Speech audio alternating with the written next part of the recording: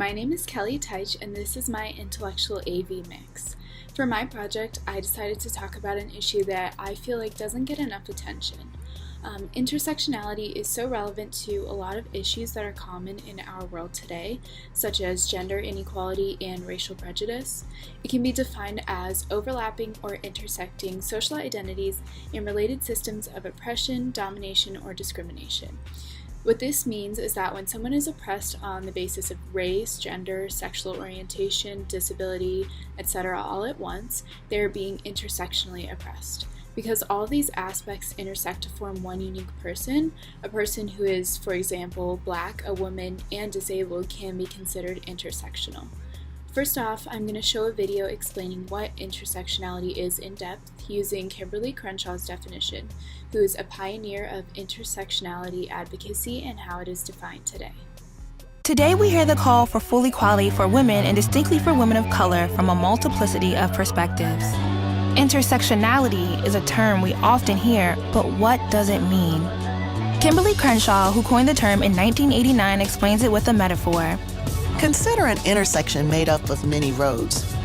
The roads are the structures of race, gender identity, class, sexuality, disability, and the traffic running through those roads are the practices and policies that discriminate against people.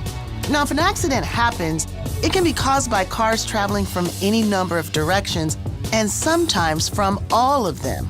So if a Black woman is harmed because she is in an intersection, her injury could result from discrimination from any or all directions.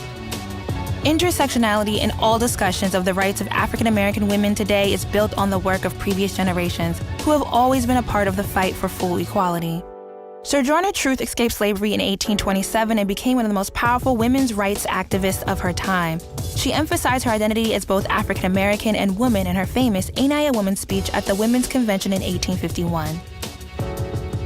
In 1893, Anna Julia Cooper addressed the World Congress of Representative Women saying, "The white woman could at least plead for her own emancipation. The Black woman, doubly enslaved, could but suffer and struggle and be silent." They demanded recognition of both the femaleness and Blackness of African American women in the struggle for political and social advancement. So as we can see in this video, intersectional discrimination has been prevalent throughout history, even dating back to Sojourner Truth.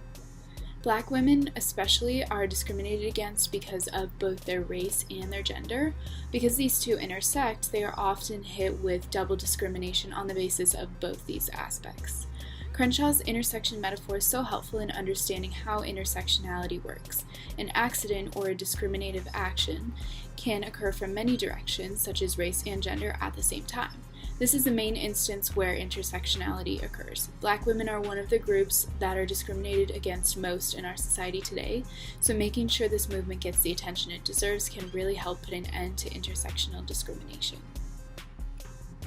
The next clip I have is audio of Janelle Monáe's song Queen featuring Erykah Badu.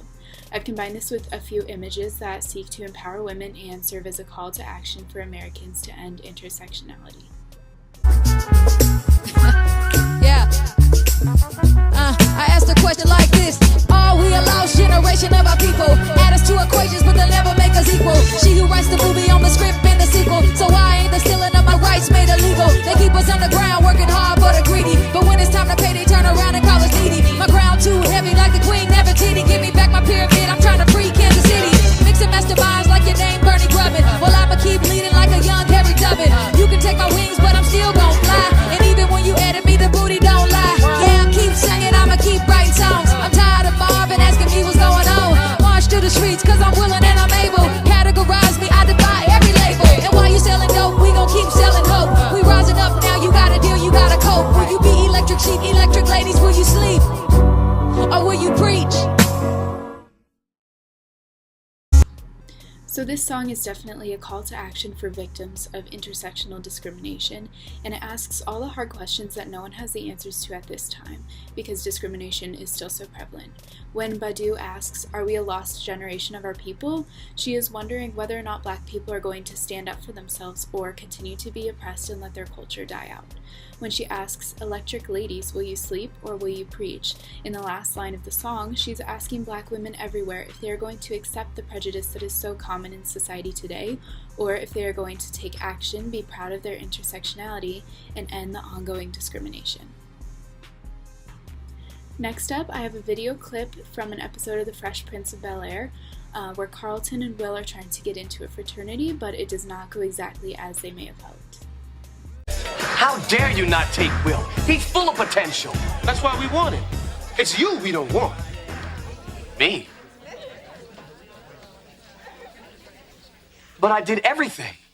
I cooked, I cleaned, I hand washed the toilets. Everything your butler does for you.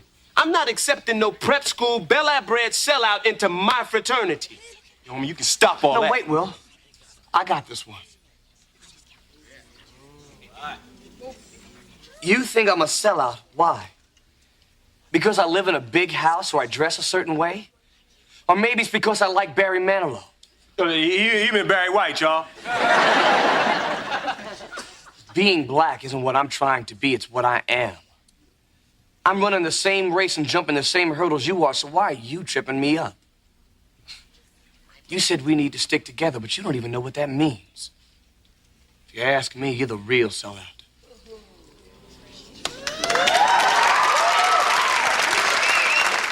Hey, we looking at the newest Phi Beta Gammas? No. Apparently, I'm not enough of a brother to be a brother. What? The pledge leader said he didn't like sellouts. Well, who does? I mean, you wait and wait and wait. When you finally get to the front of the line, everything's gone. You know, this really irritates me. I have worked very hard to give my family a good life, and suddenly somebody tells me there's a penalty for success? I'm sorry you had to go through this, son.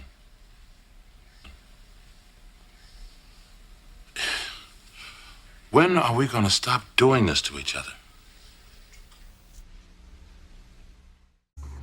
So to summarize this video, Carlton is not allowed into the fraternity because he's not considered black enough by their standards. So this gives a less common but easy to understand example of intersectional discrimination. Because Carlton is black, he is expected to act like all the other fraternity members, but his social class and his demeanor cause him to act, as they say, like a prep school Bel-Air bred sellout. That is, he doesn't act like their idea of a black man.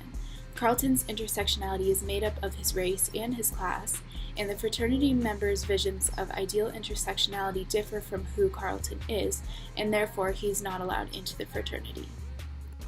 So this last clip that I have is definitely my favorite, and that's why I've saved it for last. I feel like it is so empowering and really sums up the prejudice that women, especially black women, face every day.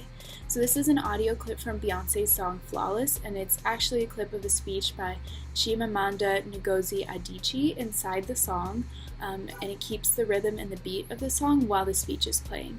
I just find it so empowering and encompassing of the whole intersectionalist movement.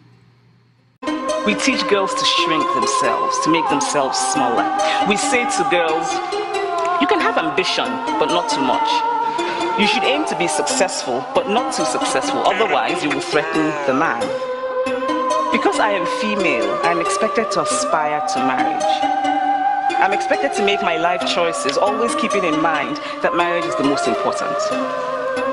Now, marriage can be a source of joy and love and mutual support. But why do we teach girls to aspire to marriage and we don't teach boys the same? We raise girls to see each other as competitors, not for jobs or for accomplishments, which I think can be a good thing, but for the attention of men. We teach girls that they cannot be sexual beings in the way that boys are. Feminist, a person who believes in the social, political, and economic equality of the sexes. So as you may have felt while listening to this clip and seeing the words on screen, this speech by Adichie really calls out society on the fact that black women are treated like so much less compared to white women, and especially all men.